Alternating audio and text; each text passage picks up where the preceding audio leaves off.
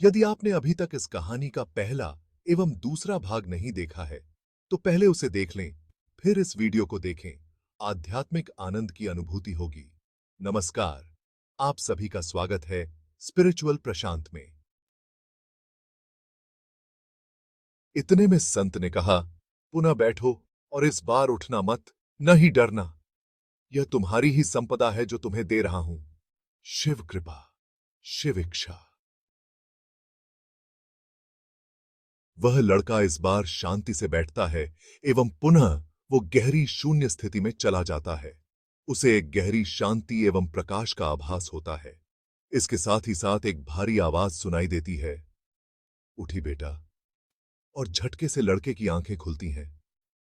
सामने संत को बैठे देखता है, जैसे गहरी नींद से उठा हो, जैसे उसकी आंख लग गई थी और वो गहरी नींद से जागा हो।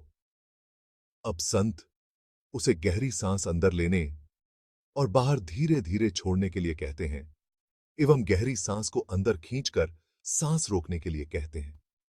वह लड़का ठीक ऐसा ही करता है। इसी दौरान संत उसके हृदय पर एवं सर के ऊपरी भाग पर दोनों हाथ रखकर उसके कानों में कुछ मंत्र बुदबुदाते हैं।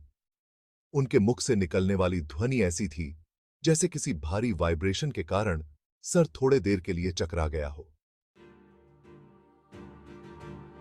फिर उन्होंने अपने पास धोती को टटोला एवं एक पतले अजीब से लेखनी कलम से हाथ में लिए हुए एक अजीब से पत्ते पर वह मंत्र लिखते हैं और उस लड़के को देते हैं। संत ने बोला, यह तुम्हारा गुरु मंत्र है, जिसे तुम्हें किसी को नहीं देना है, ना बताना है।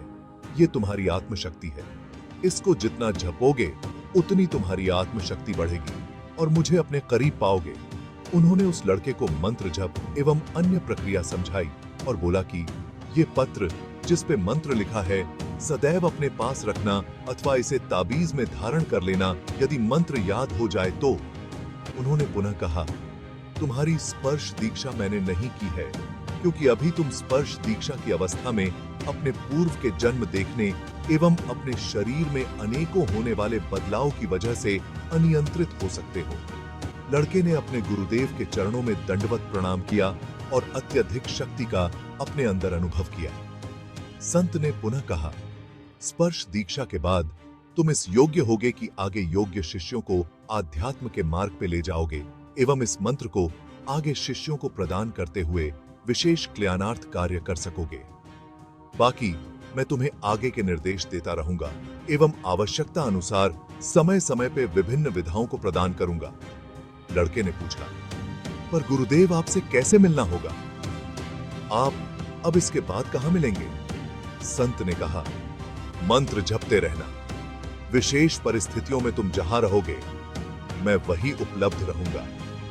लड़के को कुछ समझ नहीं आया। इतने में गुरुदेव ने कहा, बस जो विधान बताया है उसके अनुसार करो, बाकी सब आगे पता चल जाएगा। चिंता न करो, मैं हमेशा तुम्हारे आसपास हूं। इसका अनुभव तुम्हें कराता रहूंगा।